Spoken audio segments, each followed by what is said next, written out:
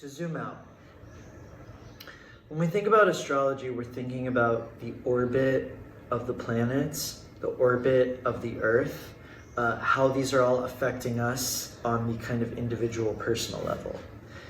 The Earth itself has its own orbit and its own kind of makeup. And if you really want to think big, you can observe where the Earth, which sign the Earth is falling in on its larger rotation. So the Earth is part of the ecliptic, which is the orbit around the sun. The Earth has its own equator, as we know, which we can then extend out into space.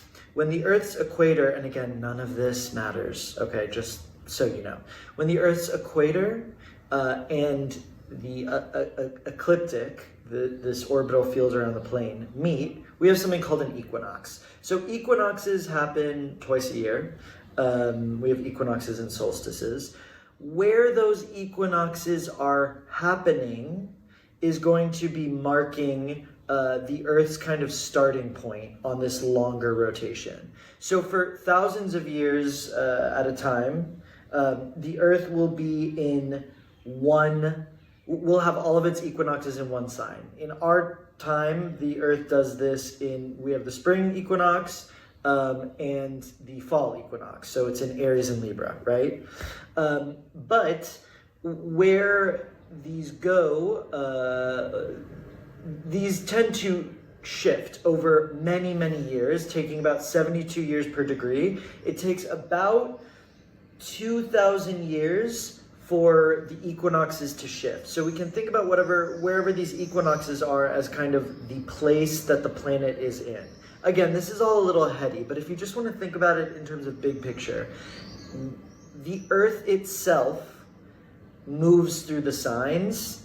We're not talking about the sun or Venus. We're thinking about the Earth itself as its starting point. Each time it does a rotation around the sun, it's starting in a different place in a different sign. So it takes about 26,000 years for this saga to make a full revolution. So these periods where the Earth is in a theoretically different sign with the equinoxes, you got the idea, are called great ages. They last about 2,000-ish years, and each one we use to understand the evolution of larger human consciousness. So when we talk about the age of Aquarius, that is not like a year or a decade or 100 years. That is estimated to be a 2,000-ish year period, starting, and this is debatable, in the year 2160, but I have some thoughts on that.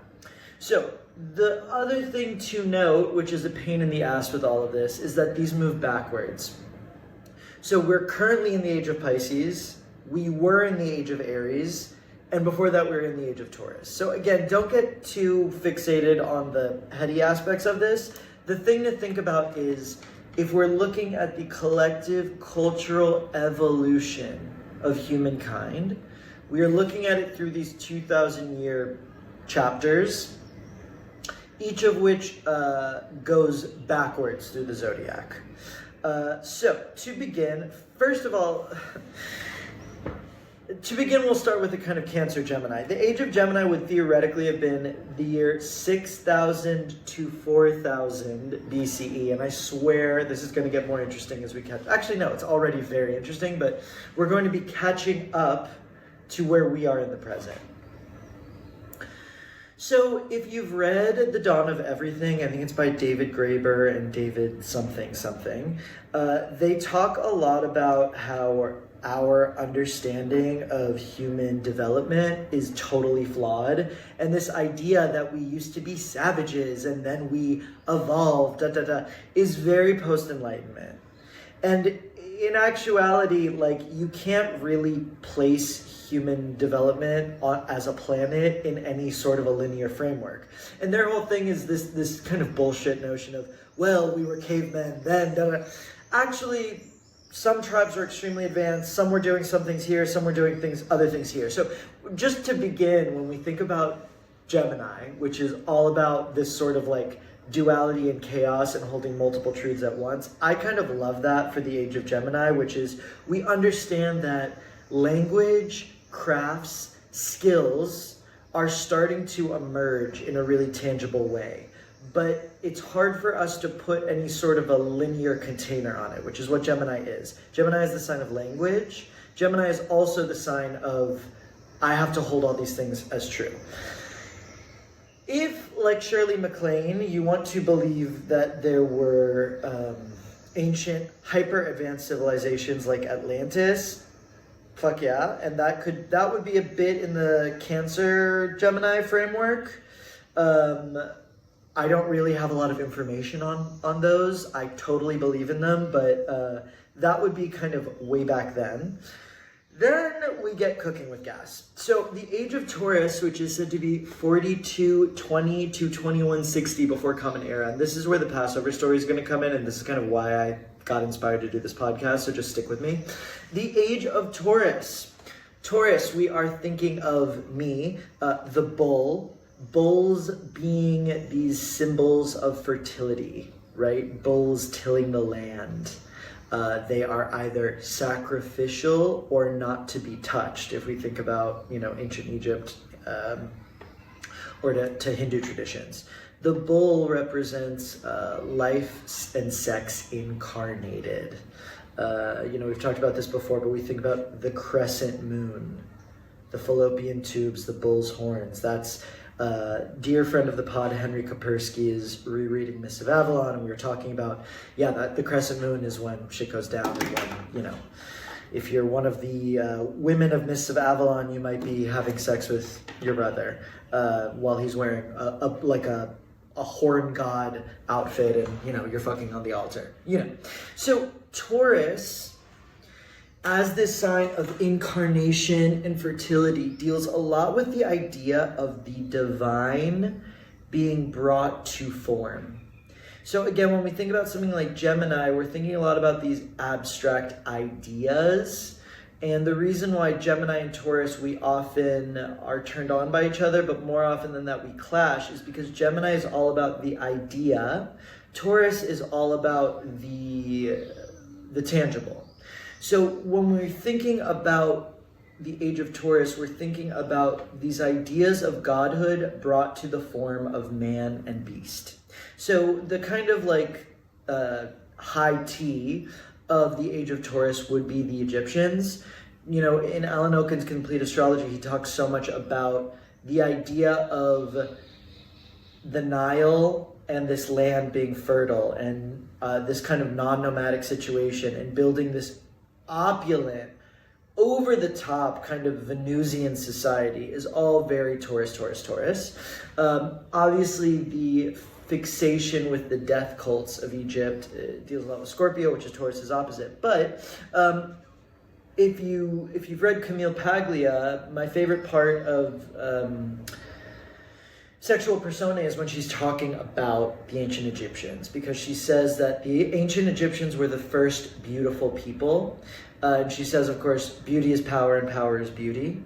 And she also basically says, look, the pharaoh wasn't just like some elected official. The pharaoh was God.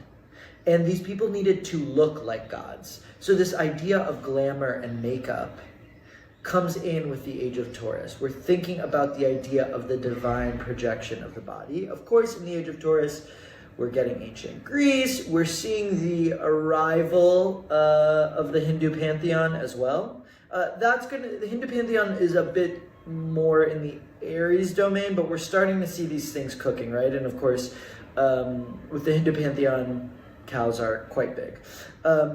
But we're also thinking about this idea of a hierarchy and an immovable authority, which is really embodied most by the pharaoh. And even with the Greek gods, the Greek gods are not, they are always having sex with mortals, and they're fixated on mortals, and they are dependent on us, but they're above us, and they're quite ambivalent to us. A lot of gods in this time are very this is a hard thing for us to understand in the modern age. A lot of gods in this time are quite ambivalent to the rest of us. That's a Taurian thing, which is like these ideas of superiority and supremacy, which are playing out now that we're in a big Taurus era right now with Jupiter and Uranus in Taurus. We're seeing this huge rise of authoritarianism that we've talked a lot about, because there is this aspect of I am God, you are not, or they are God, we are not, right? All of this goes, of course, to the Age of Aries. In Passover, which is, I gotta say, like, we really have some banger holidays, and I really am a child of the springtime. To go from Purim to Passover, it really is just like sleigh after sleigh. You know what I mean?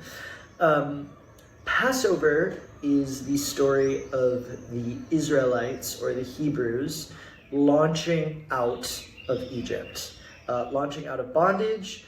And Passover is also kind of the marking of the dawn of monotheism. Obviously, monotheism had existed beforehand, and even in the Jewish history, Abraham had been, moving and grooving for a while before the Passover story. But all of this really fits, it's not to say that Passover is historically the start, that the liberation of the Jews from Egypt is the historic start of the age of Egypt, but it is kind of the definitive thing, because the Egyptians, who are polytheistic pagan cultists, and the Jews, who are monotheists, are having this kind of epic clash. And of course, the Egyptians, who worship the bull, and the Jews, who take the ram's horn, and who take the ram's blood and splash it on their doors to demarcate us, so that the angel of death does not cross over. So that the angel of death passes over our houses and goes and kills the Egyptians, which is totally fucked up. Lulu and I last year rewatched The Prince of Egypt, and it's gorgeous. We talked a lot about this. Steven Schwartz did the music, and it's DreamWorks, it's not Disney. Steven Schwartz is so not... Like, if you look at the Disney music, which is also of the 90s, which is, by the way, the reason Disney movies aren't good now is because they're not made by Jews. Disney music in the 90s, all those musicals are written by Jews. They have this and gay men. They have this very, like, pop culture, bitchy, Joan Rivers sensibility. Steven Schwartz, Lulu's whole thing is like, it's too earnest. That said, it's a gorgeous, gorgeous movie. And yeah, anytime I think about Miriam, Song of the Sea, I get emotional. So we'll have to unpack that in another episode. But the Jews, the Israelites, when they launch out of Egypt, the first big hurdle is the golden calf episode, which is a lot of Israelites long for the idol, the altar, the kind of tangible thing, because, I'll say this, the Hebrew religion is all about text and law, but in terms of the aesthetic or the visual, it's something is left to be desired. You could say this about Islam too. I think a lot of where Islam kind of evolved or adapted so beautifully is in this development of things like sacred geometry or math or architecture, where they were able to take these kind of divine concepts and apply them into an aesthetic vocabulary that does not involve, the face of God. It's pretty genius, because our faiths, unlike Christianity, etc., we are not allowed to show the face of the divine, which is why we don't have like a sexy anyone in our temples. Anyways, we're understanding with the Age of Aries. Aries is the sign of individualism and of launching forward. And when the Israelites are craving to worship that bull or that icon, they get punished for it, because this new god really needs things to be more linear, and he can't really have competition. He can't really have that sort of paganistic multiplicity, which is kind of too bad.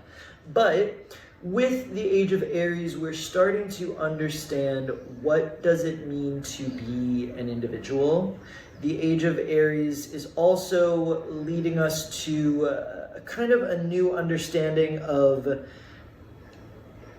united religious forces that have kind of a singular identity.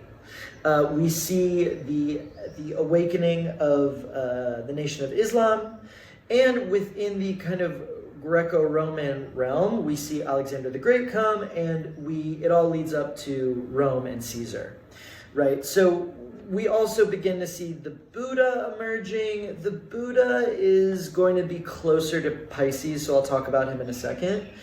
But the other thing to think about with Aries is we're now going into the age of conquest.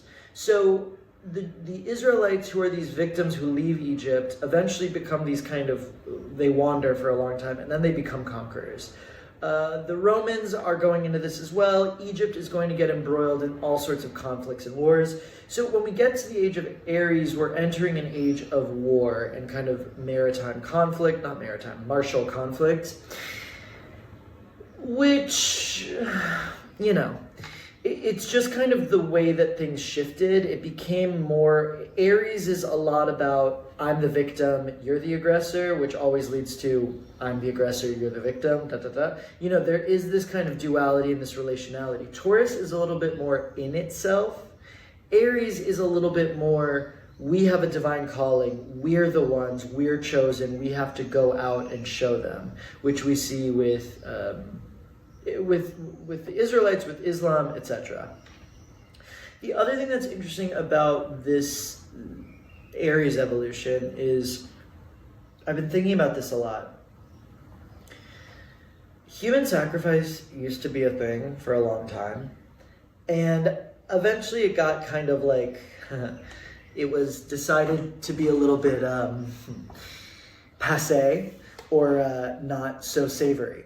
So in the Roman arena, we find gladiators, which is basically another form of human sacrifice, but it involves combat, as if that makes it better, and it's kind of there's this lust for destruction or assimilation, right?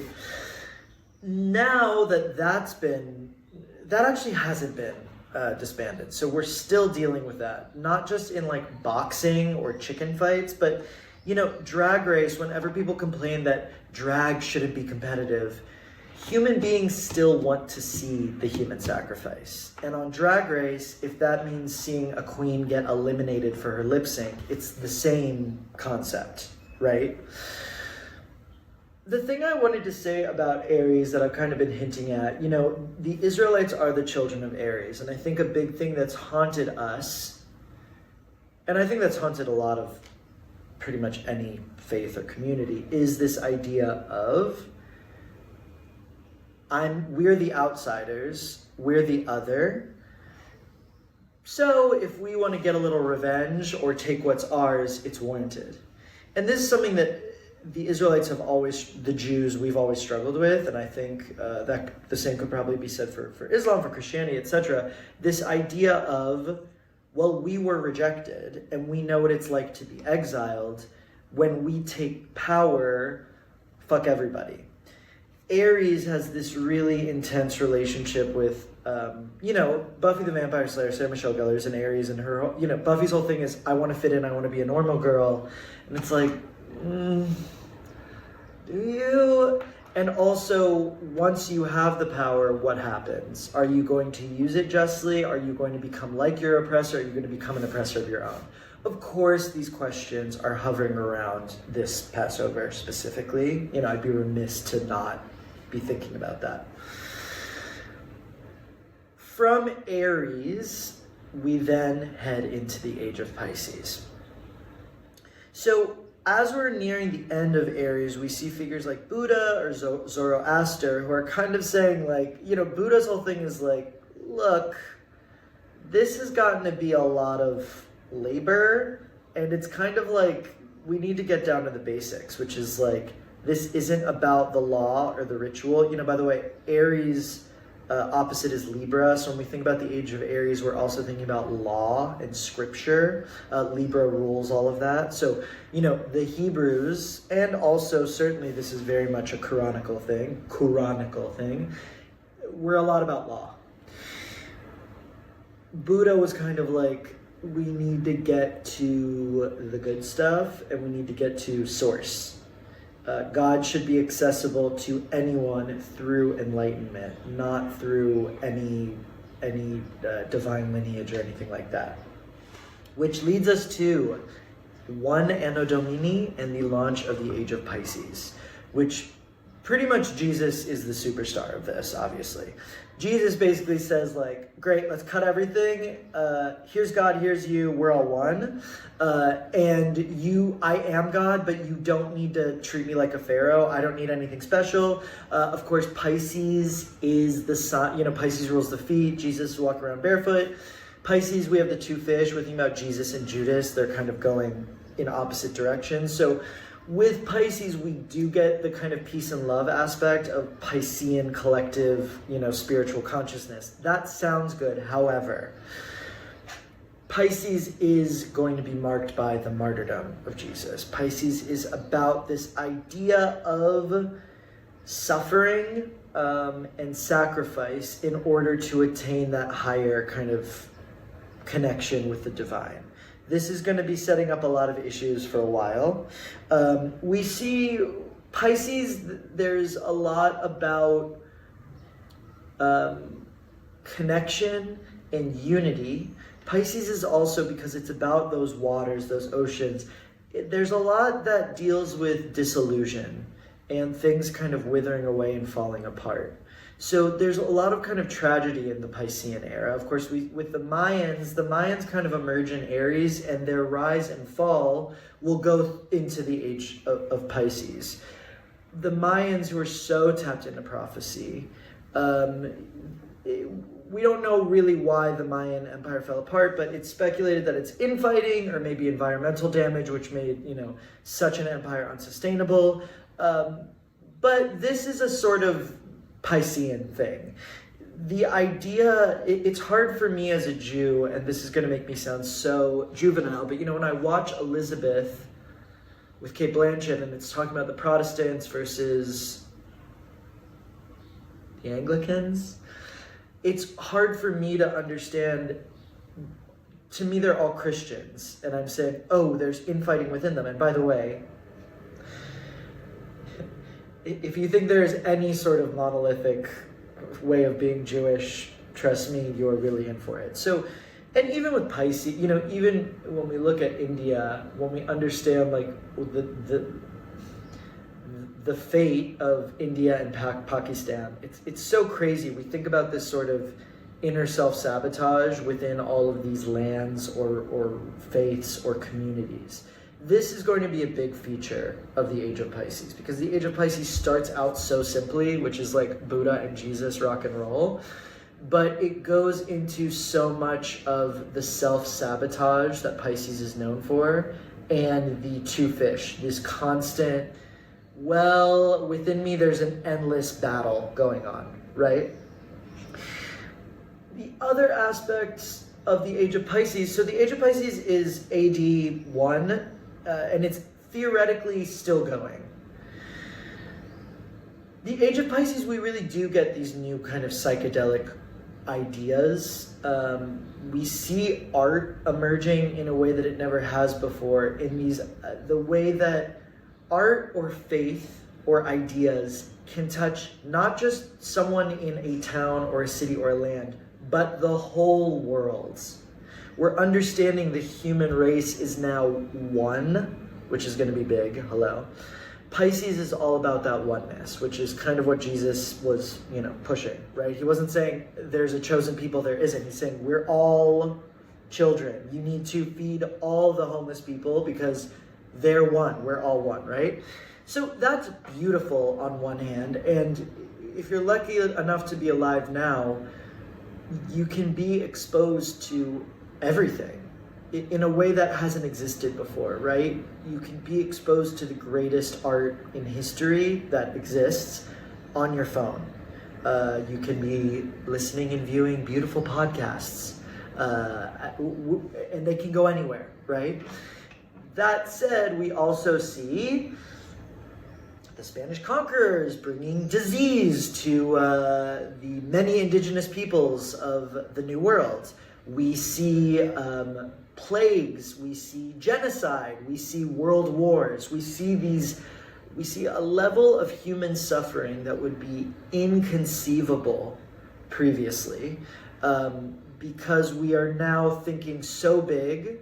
And again, this is the tragedy of the age of Pisces, is that level of helplessness, which makes us all into martyrs, because Pisces is very much about, I'm going to hang on the cross. And, you know, I have to say, like, if you were to say, like, look at what's going on in the Middle East right now, I don't think it's not fair. I know that sounds really juvenile, but it's not fair for any one human being to have to grapple with what is going on a political, global, greed-influenced, militaristic level. These are such big convergences that have been building over decades, and it's cruel. You know, Buffy says, I don't want to live in this world if these are the choices. These forces like capitalism or plastic or war are huge. They're God-sized at this point, and it makes it really difficult for the one human being to take any action or to feel like they have agency. We are now shifting into the Aquarian age. So I love, Alan Oken says that the transition between ages, you can think of it like puberty, which is like, there isn't like a start date when the puberty happens. I mean, obviously if you are assigned female at birth and you have a period, that's one thing, but it's kind of like this weird liminal shitty period or shitty transition era or phase that you can say, all right, it was around age 14, 15, but you can't say it started here and it ended here. So that's what's going on with the Age of Aquarius. It's officially ... said that it would start the year 2160. Others have said that with the discovery of Uranus in 1781, I think, Uranus being the planet of new technology and revolution and youth culture, that Uranus rules Aquarius, that set off the Age of Aquarius. I could also say Pluto's current placement in Aquarius, which is going to be 2023 through like 2040, might be a harbinger. So the point is, we're kind of already in the Age of Aquarius. You know, Ruby, when she and I taught a course on Uranus, she was talking about, you know, once we discovered Uranus after 1780, everything exploded. Not just these Enlightenment ideals, but this hyper transmission of ideas, art, medicine. And, you know, we do take that for granted. I've talked about this on this podcast, but it's like, just in the last 10 years, we got PrEP. That didn't exist beforehand. Now we have PrEP. Now I can have a lot of sex, and a lot of the things I grew up with, a lot of the stigma I grew up with is gone. It's not fixed, but these sort of quantum leaps are now more commonplace than they used to be. And Alan Oken talks a lot about, like, if you wanted to get information for most of, you know, time, if you wanted to get information around, it was like by a pigeon or by foot or by word of mouth. Now it's everywhere. Aquarius rules the circulatory system. So Aquarius rules the transmission, the radio waves, the dispensation, dissemination of knowledge. Aquarius, Pisces is the sign of the collective, kind of the collective soul. Aquarius is more about the collective society. So Aquarius is dealing a lot more with the ideas of equality, communalism, personhood, what should be, the way things should be, kind of utility or utopianism. Pisces is saying, God is, as we say in Course in Miracles, God is but love and therefore so am I. Aquarius is saying, yeah, but how is that going to be distributed fairly? Karl Marx, Aquarius rising, Taurus, led us to a big Aquarian leap, which is communism. Communism, we don't really know what communism could be like because it was its first century or so has not been great, and it's definitely been interfered with. So what it could have been and what it is, again, there's a very Aquarian thing of what something is in theory and what it is in praxis. This is a big, big Aquarian issue. We don't really know, but communism, as it happens, the issue with it is that it's a one-size-fits-all. It kills the idea of, human originality, or I have a soul, or this is me, or this is where I go, and it puts everything into these idealistic blocks. And as much as internet culture is supposedly inclusive, it usually is prescriptive, which means it's saying, this is the way it is, ... you have to fit in this, and we see this thing going kind of like rubber band. The ideal of an age of Aquarius is an age in which ideas of money or personhood or obviously gender or what we're doing on this planet really get to be hashed out and taken into a new direction. If you read someone like Shulamit Firestone with The Dialectic of Sex, which, that's not really like bathtub reading, but if you read Donna Haraway with Cyborg Feminism, there's a lot of these questions about what is a body and why does it need to do these things that we've said it needs to do? What would a human race look like if we were divorced from a lot of these archaic institutions and ideas? This influences, what is life on a kibbutz like? And we're going to be seeing a lot more of this as we enter forthright into the age of Aquarius. We're going to be seeing more of these sort of kind of collectives, these units. That's good. It just becomes an issue when it gets enforced. A lot of the terror of China is, they have a social credit score. There's the idea that a human's life can be kind of turned into data, and that is at stake here with the Age of Aquarius. What is interesting about this, first of all, is as we become a collective consciousness, what does that look like? The internet itself may represent a nascent collective consciousness. It is a kind of not breathing, but an evolving organism which collects everything we've had thus far. I'm not saying it's done a great job or it's in a good state, but the idea that all of this could be poured into one is definitely a fixture of the age, of this transition from Age of Pisces to Age of Aquarius, which is to say, what if this thing itself, and this is the question we're asking about with AI, what if this thing itself had its own consciousness? And that was the mosaic or the composite of all this separation. When you think fifth dimensionally, if you think about higher beings, you can read any Grant Morrison comic. Grant Morrison is, of course, an Aquarius with Saturn in Aquarius. If you read any Grant Morrison comic, there's always a collision with these sort of higher entities, which are looking at this reality as one. Thinking about, I'm not looking at planet Earth with these people on it. I'm thinking of the collective consciousness of this one being on this reality.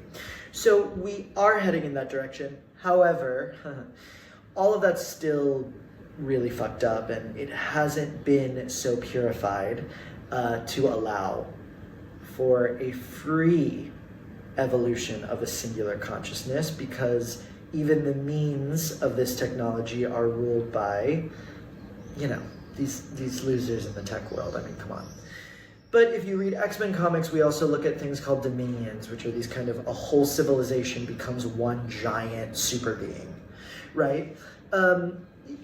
The thing that I've been thinking about a lot lately is, through all of these ages, the big question is God. What form is God taking? Where is God? A lot of the world right now is not secular, and a lot of the world that I'm in, a lot of the Western world, is very secular. So you have a lot of people who don't really have an active relationship or lexicon when it comes to God.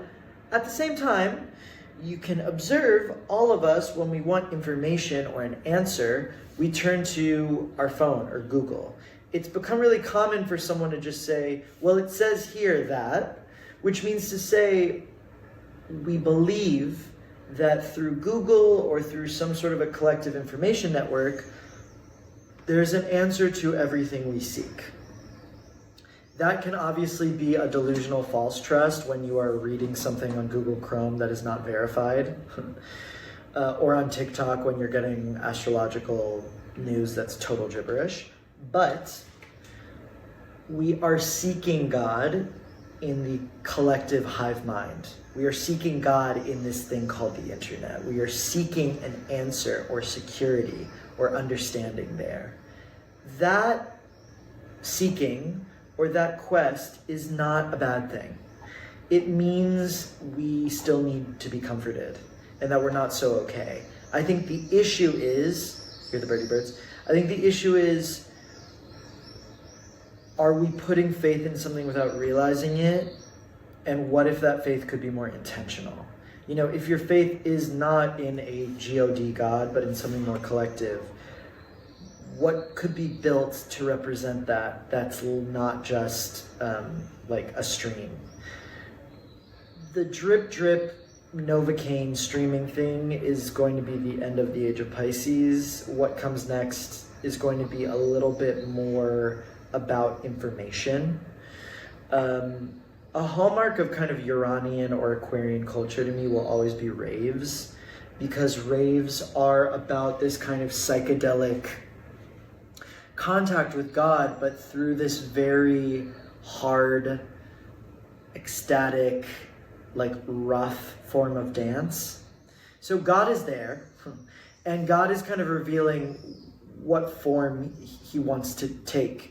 I don't know that it's going to be through art. I think Pisces, the Age of Pisces has been the great peak of art. We're going into information, but what information means, I don't know. Ideas, though, the exchange of ideas could be really exciting during this period. You know, when I'm thinking about all this, in Captain Marvel, there's the Kree, it's this other alien species, and they have something called the Supreme Intelligence. That's kind of their god. And if you see the bad Captain Marvel movie, I actually like the sequel more than the original. I like the sequel. But if you see the first one with Brie Larson, Annette Bening plays the Supreme Intelligence. Okay. I think that's what we're going towards. But as we head into this Age of Aquarius, which I think has kind of already begun, we want to be thinking about what is the exchange and what is the ideal, what is not tenable, and what is in fact oppressive and restrictive, even though it is under the auspice of so-called liberation, ... Okay. The other thing that I just want to really kind of put forward that I've been talking about, you know, I've been talking so much about God and religion. A lot of what this is, and, you know, if you're an atheist, that's of course celebrated. When you're in a 12-step program, you're dealing with the higher power. You're dealing with, okay, my whole life I've put my faith in alcohol or in this or in this. As we are shifting into a new age, the question is, where have we put God in our personal life? Where is the thing? Where is the higher power or the thing that's bigger than us that we're seeking comfort or love or support from? That is going to be the most interesting thing, I think, to contemplate on a personal level. I would love to hear your thoughts on all of this. Thank you for this history, for going on this history lesson with me. And, you know, I assume I've made a lot of mistakes, so please let me know. And, you know, just know that it's all done with love, and I have no intention of either excluding anyone or you know what I mean. Please become a paid supporter on my Substack. That is one of the best ways to directly support me, because I do this Substack and this podcast on my own Steam. And feel free to send me a Venmo, David_Odyssey. You are welcome to tip me at any time. And book a reading. Readings for May are now up and available. So all of this is on my Instagram. It's on the Substack, ... You know where to find it. It's all linked up here. So thank you for joining me, and I will see you on the other side. Mwah.